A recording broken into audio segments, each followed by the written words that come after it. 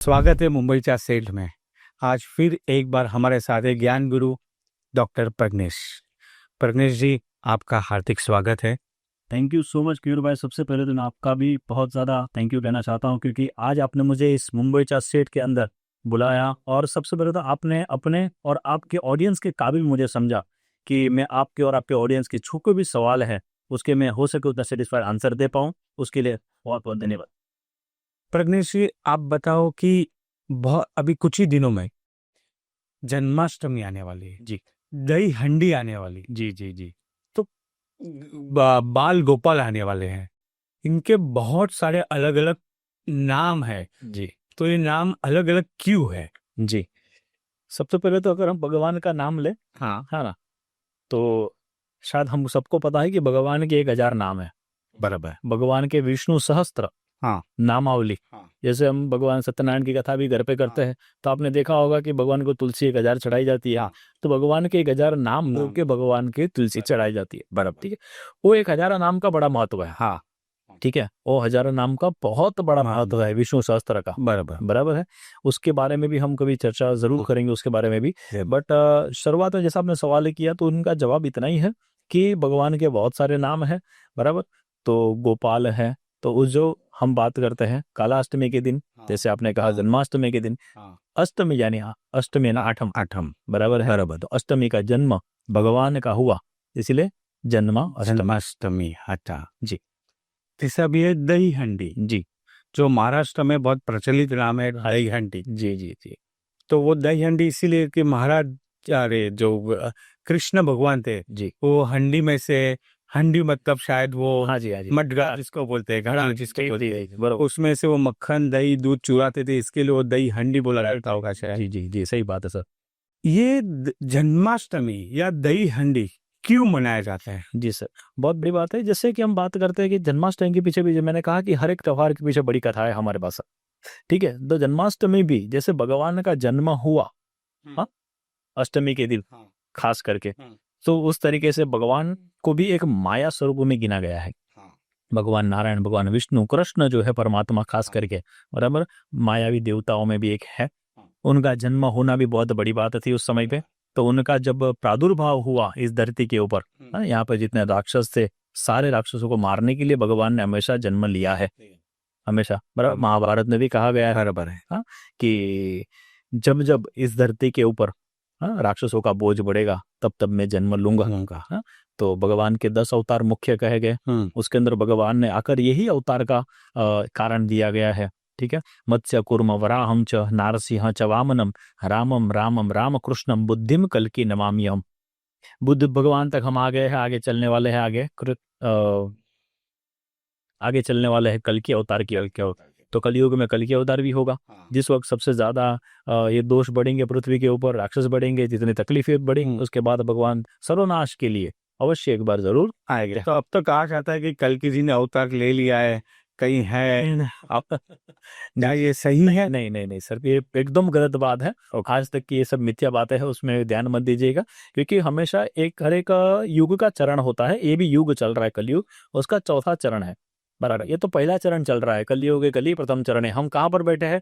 ये प्रथम चरण में बैठे हुए हैं। तो आपका कहना है कि कलयुग में इससे भी बहुत गंदा काम होगा चौथे चरण? जी जी जी सर जी, अभी तो पहला युग चल रहा है और अभी लाखों करोड़ों साल बाकी है सर चौथा युग आने की तरफ। तो जब चौथा चरण आएगा, स्वगत भगवान का अवतार होगा कल्कि का, क्योंकि हर एक युग के अंदर भगवान ने अवतार लिए, सत्य, द्वापर, त्रेता, और अब कलयुग में कल्कि अवतार जो बाकी है, बराबर। तो वो अभी आगे काफी समय। तो प्रज्ञेश जी, हिंदुस्तान में बहुत सारे ऐसे पंडित, तांत्रिक या बाबा बोलो, जो बोल रहे कि ये बस कल्कि ने अवतार ले लिया, अब नष्ट होने वाले हैं। गुजरात के कुछ अंबालाल है या कोई ऐसे बहुत सारे बाबा से, जो बाबा हर रोज टिप्पणी करते हैं कि अभी कलयुग होने वाला है, सुनामी आने वाली है, अर्थक्वेक आने वाला है, जी जी जी, दुनिया नष्ट होने वाली है। बराबर। आपका क्या विचार है? जी सर, मैं कहूंगा कि ये तो मिथ्या बातें है, बराबर। सबसे बड़ी बात, अगर कोई भी बड़े से बड़ा तांत्रिक आ जावे, बड़े से बड़ा इंसान आ जावे, ज्योतिषी आ जावे, हाँ, कोई ये कह दे कि ये पूरी दुनिया तबाह हो जाएगी, ये कभी नहीं होगा। अच्छा, जी हाँ, बराबर। बराबर। सुनामी आएगी, प्रॉब्लम आएगी, चीजें होगी बुरी, हाँ जैसे कि बैलेंस हो रहा है, हाँ, ठीक है। अब ये पृथ्वी है, उतनी ही है, बराबर। जितनी जन्म पृथ्वी ने लिया जब से, बराबर है। वराह अवतार से लेकर पृथ्वी जितनी बनाई गई, आज इंसान क्या कर रहा है, पानी को डुबा डुबा के अंदर से पृथ्वी बना रहा है, जो कृत्रिम तरीके से। बराबर बराबर है। बराबर। अब जितनी कुदरत ने जो चीज बना के दी थी पृथ्वी को, यूनिवर्स को पूरी, बराबर हमारे, अब उसके अंदर जितनी जमीनें थी, जितनी पृथ्वी थी, उसको हम क्या करें, पानी के अंदर सब ये करके माल डाल के चीजों को तोड़ तोड़ के, पहाड़ तोड़ के वहां बना रहे, वहां का वहां बना रहे। तो हम हमारी व्यवस्था के अनुसार जो भगवान ने बना के दी वो व्यवस्था को तोड़कर अव्यवस्था खड़ी कर रहे वहां पर। तो इसके लिए परमात्मा क्या करता है, हर चीज का बैलेंस कर देता है। बराबर ठीक है। बराबर। अब जैसे इंसान भी बढ़ते जा रहे हैं, दिन प्रतिदिन हम देखते हैं जनसंख्या बढ़ती जा रही है कितनी, तो क्या हो रहा है कि जनसंख्याओं को कंट्रोल करने के लिए, क्योंकि भगवान ने कहा है कि इतने ही लोग रहेंगे पृथ्वी के ऊपर, हाँ हम हमारी सुविधा के अनुसार चीजों को बनाते जरूर जा रहे हैं, बराबर। लेकिन कहीं ना कहीं वो बोझ बढ़ रहा है धरती के ऊपर। जैसे बोझ बढ़ता जाएगा वैसे एक जगह पे बोझ कम भी होता जाएगा। तो जैसे लोग जन्म भी लेंगे उतने ज्यादा मरेंगे भी। तो वो एक बैलेंस की एक प्रक्रिया है। बाकी कोई के पूरा अगर ये खत्म हो जाए तो ये कभी नहीं होने वाला। तो मतलब आपका कहना है कि ये जो बाबा या तांत्रिक बोलते हैं वो झूठ बोलते जी हमेशा ये बात जो कहे कि पूरी तरीके से खत्म हो जाए, दिस इज नॉट पॉसिबल, ये हैं? कभी भी नहीं होगा। जी हाँ। आपने पंडित जी, मैं आपसे एक आपका मंतव्य जानना चाहता हूँ। जैसे अभी एमपी से कुछ बाबा है, बहुत 25-30 साल के बाबा है, कुछ बाबा जेल में है, कुछ सूरत के गुजरात के बाबा थे, कुछ पंजाब के बाबा थे जो जेल में है। पर हिंदुस्तान की जनता आज भी अंधविश्वास को मानती है।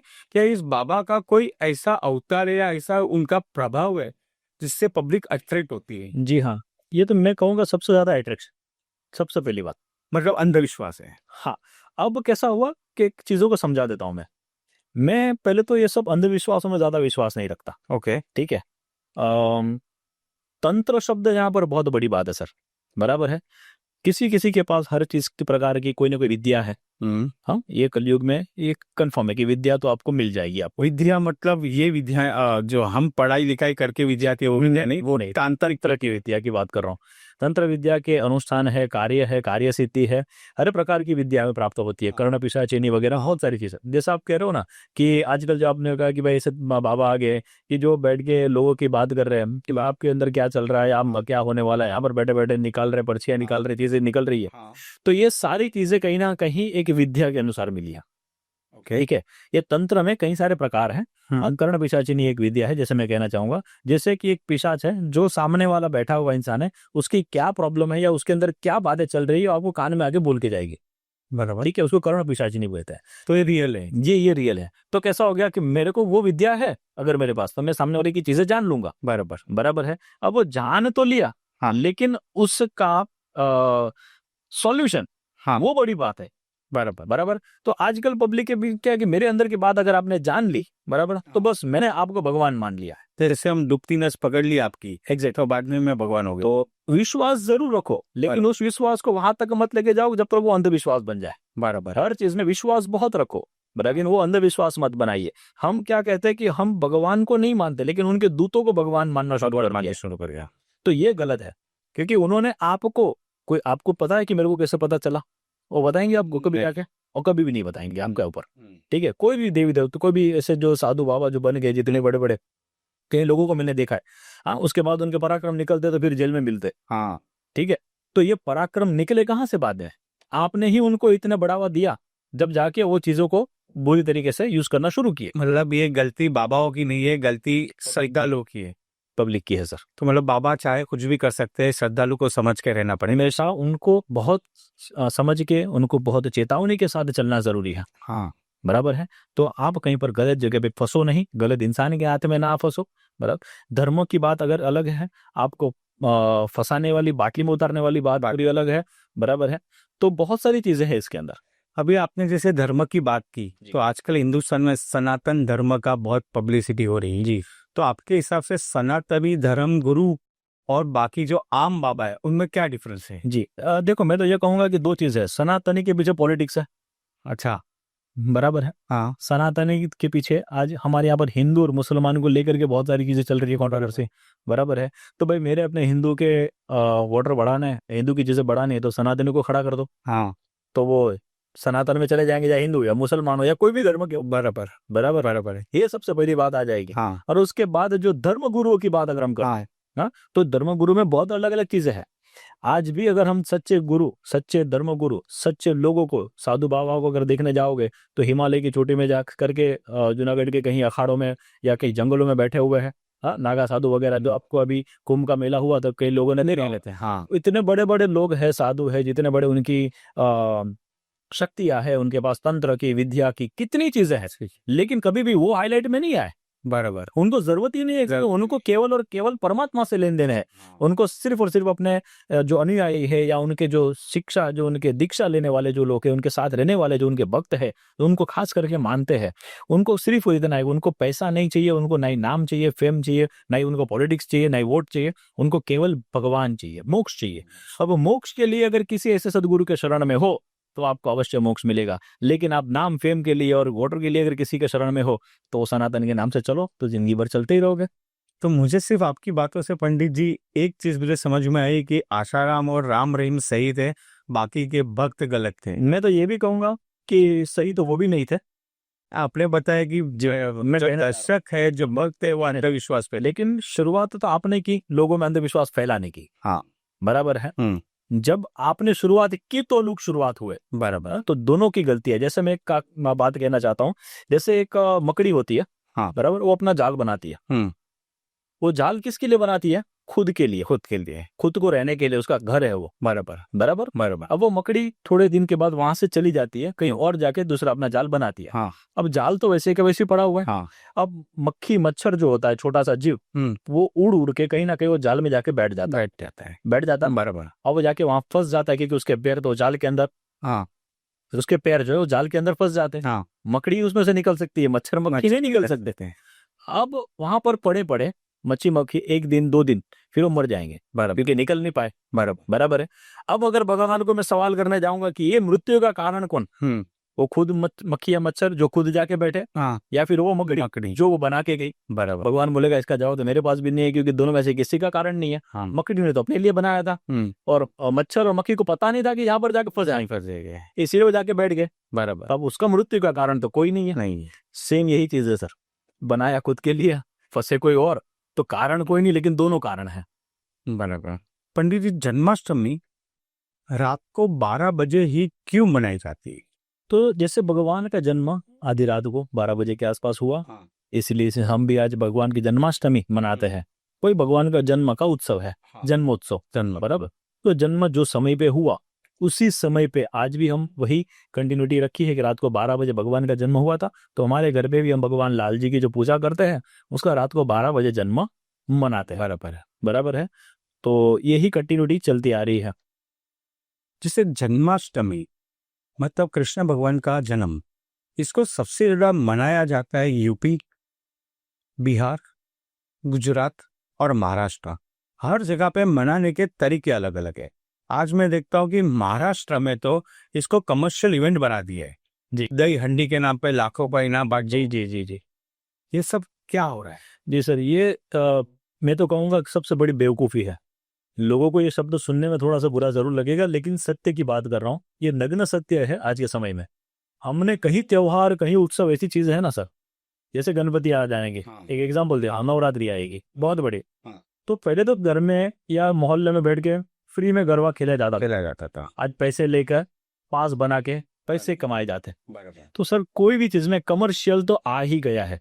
गणपति की भी जो है, तो भंडार बना के लोगों से चिट्ठियां बना के मंडल वाले जाएंगे, पैसा इकट्ठा करेंगे और बाद में क्या करेंगे पता नहीं। ठीक है, सेम चीज इसके अंदर भी है, दहंडी के अंदर भी जाके मंडल वाले जाएंगे, हाँ, सबसे चिट्ठियां लेंगे, पैसे लेंगे, इकट्ठा करेंगे, फिर उसका क्या होगा पता नहीं। कहने का मतलब है कि हर जगह पे एक कमर्शियल चीज है, लोगों में पब्लिसिटी लोगों को बहुत चाहिए। हाँ, हर तरीके से, पॉलिटिशियंस हो या कोई बड़ा बिजनेसमैन हो या हर चीज में, तो हर चीज में ये प्रॉब्लम शुरू हो चुकी है।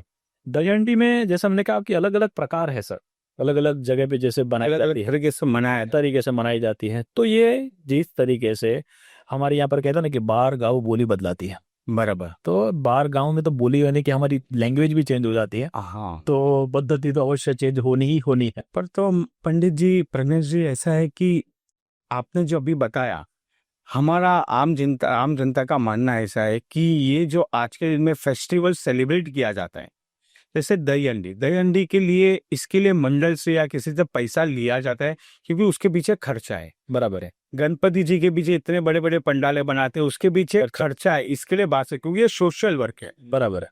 कई चीजें नवरात्रि, तो नवरात्रि में आज के दिन में वो भगवान की माता जी की जो 9 बार गरबा गाना है वो तो है, पर साथ में एंटरटेनमेंट भी है, तो इसमें शायद गलत क्या है? जी सर, मैं तो इसके बहुत खिलाफ हूँ। इसके लिए मैं सबसे पहले तो ये कहूंगा, मेरे लिए तो गलत ही गलत है। तो पंडित जी, हाँ जी। ऐसा है कि आज के यूथ को आप जरा सोच के देखिए कि आज के यूथ को अगर ये चीजें नहीं मिलेगी तो यूथ ये फेस्टिवल्स भूल जाएगी। बहुत सही बात है। ये फेस्टिवल मनाया इसके लिए जाता था, आज भी वो फेस्टिवल जिंदा है इसके लिए कि इस लेवल पे सेलिब्रेट होता है। बहुत सही बात है। फेस्टिवल मनाने के मैं विरुद्ध में नहीं हूँ जरा भी, हाँ। लेकिन जो पद्धति है ना मनाने की, हाँ। उससे मैं बड़ा विरोध में हूँ सर। बराबर, जैसे मैं एग्जांपल दे रहा हूँ, जन्माष्टमी की अगर हम बात करें फिलहाल, तो दहीहंडी की। हाँ। आज इतनी बड़ी दहीहंडी बांधी जाती है। हाँ। वहां पर एक्सीडेंट कितने होते हैं। बराबर। ऊपर से कोई गिर गया, हाँ। किसी के हाथ पैर टूट गए, कोई ना कोई आप देखो दूसरे दिन न्यूज़पेपर में होगा मृत्यु हुई है। बराबर है। बराबर है। तो आपको वो करना ही क्यों था? पहली बात तो, बराबर। सबसे पहली बात है। बराबर है। हाँ। दूसरा, अगर जो दहीहंडी खेलने आते हैं, हाँ, वो कौन से बड़े बिजनेसमैन का लड़का वहां पर खड़ा है? बराबर। आप समझ रहे हो बात को? तो ये कहीं ना कहीं बेरोजगार अगर जो चीजें है, जहां पर जिसके पास अच्छी चीजें नहीं है या वैसे लेवल पे जा रहा, तो उनको ये सारे शौक हो रहे हैं। पर और उनको लालच इसके लिए आ रहे क्योंकि पैसा मिलने वाला है। बराबर। आज सर उसकी गलती नहीं है, आपने पैसा रखा है इसके लिए, वो अपने को जान को डाल रहा है मौत के मुंह में, वरना उसको जरूरत नहीं थी। तो ये करना ही गलत था पहली बात तो। छोटी मटकी रखो, आनंद करना है ना, उत्साह है ना, उत्सव है, आनंद करो ना, उसका मजा लो। पंडित जी, उसको स्पोर्ट्स गिनाया अभी। जी हाँ, कि महाराष्ट्र इस दही हंडी फेस्टिवल को जी स्पोर्ट्स में कन्वर्ट कर दिया है। जी। आपने जैसे बोला पंडित जी, हमारे महाराष्ट्र में कुछ बहुत अच्छे अच्छे पंडाल या ग्रुप है, जैसे एग्जांपल दे दूं, जय जवान ग्रुप जी। एक ग्रुप है जो 10 थर जो एशिया में किसी ने नहीं लगाया, जिसने गिनीज वर्ल्ड रिकॉर्ड किया, जी जी जी, ये नाम कमाया है जी जी जी, इस फेस्टिवल ने। जी। तो इसके लिए इस फेस्टिवल को स्पोर्ट्स इवेंट अभी बोला जाता है। जी, अभी जो प्रो गोविंदा होने वाला है जी। तो मेरा मानना ऐसा है कि ये स्पोर्ट्स एक्टिविटी है, ये लोगों को नाम फेम भी देती है। जैसे आपने बताया कि आदमी मौत के मुंह में जा रहा है, पर ये तो स्पोर्ट्स है पंडित। जी हाँ, अगर एज अ स्पोर्ट्स देखना है तो उसको उत्सव मत बनाइएगा। बराबर है। उत्सव को और स्पोर्ट्स को ज्वाइन मत कीजिए, ठीक है? क्योंकि स्पोर्ट्स के लिए तो मैं काफी ये करता हूँ, लोगों को इंस्पायर करता हूँ। हाँ। अगर स्पोर्ट्स के हिसाब से जा रहे हो तो फिर उसके अंदर कॉन्ट्रैक्ट है स्पोर्ट्स में, कि अगर आपको कुछ हो गया तो उसके सामने आपको क्या मिलेगा, क्या नहीं मिलेगा, वो सारी गवर्नमेंट को लेकर के, स्पोर्ट्स को लेकर के जितने भी कमिटीज हो, सारी चीजों को बरोबर देखा जाता है। हाँ। तो स्पोर्ट्स पूरी बात अलग है, लेकिन ये जो प्रक्रिया है वो चीज पूरी अलग है जी। तो पंडित जी, जन्माष्टमी का और कोई शास्त्र प्रमाण है? जी हाँ, अवश्य है गिरवे। हमारे यहाँ पर 4 रात्रि का बड़ा महत्व है। ओके। कालरात्रि, महारात्रि, मोहरात्रिश्च दारुणा। तंत्र की साधना के लिए ये 4 रात्रि का बड़ा महत्व दिया गया है। अच्छा। अब ये 4 रात्रि कौन सी है? कालरात्रि यानी कि दिवाली के पहले जो काली चौदस आती है, कालरात्रि। महारात्रि यानी महाशिवरात्रि। महाशिवरात्रि। मोहरात्रि यानी जन्माष्टमी। मोहन भगवान परमात्मा कृष्ण का जो जन्म हुआ, मोहरात्रि। महारात्रि। हाँ, जो है ना दारुण रात्रि, यानी कि आपकी होली की रात्रि। ओके। जिस वक्त होली का दहन रात हाँ। हुई उस वक्त ये 4 तंत्र की रात्रि है।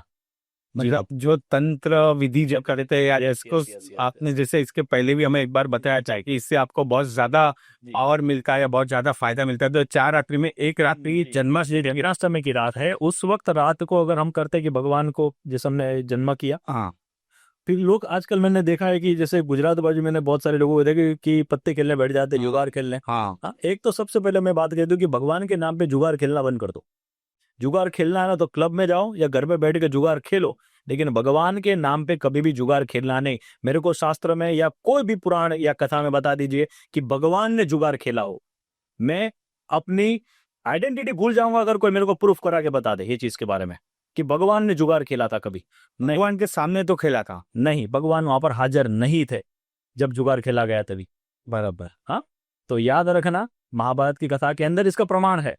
जाके पूरी महाभारत सुन लेना, समझ लेना, पढ़ लेना, कहीं पर भी भगवान ने जुगार खेलने के लिए नहीं किसी को बोला है कि तू जुगार खेल, हाँ, और ना ही भगवान के उपस्थिति में कहीं पर जुगाड़ की ये बात हुई। पंडित जी, हम तो मानते हैं कि भगवान को सब कुछ देखता है, भगवान सब देखता है। बहुत सही। तो जब महाभारत में जुआ खिला जाए और द्रौपदी जी के साथ हुआ, तो भगवान को नहीं पता था ये बात? जी सर, अवश्य।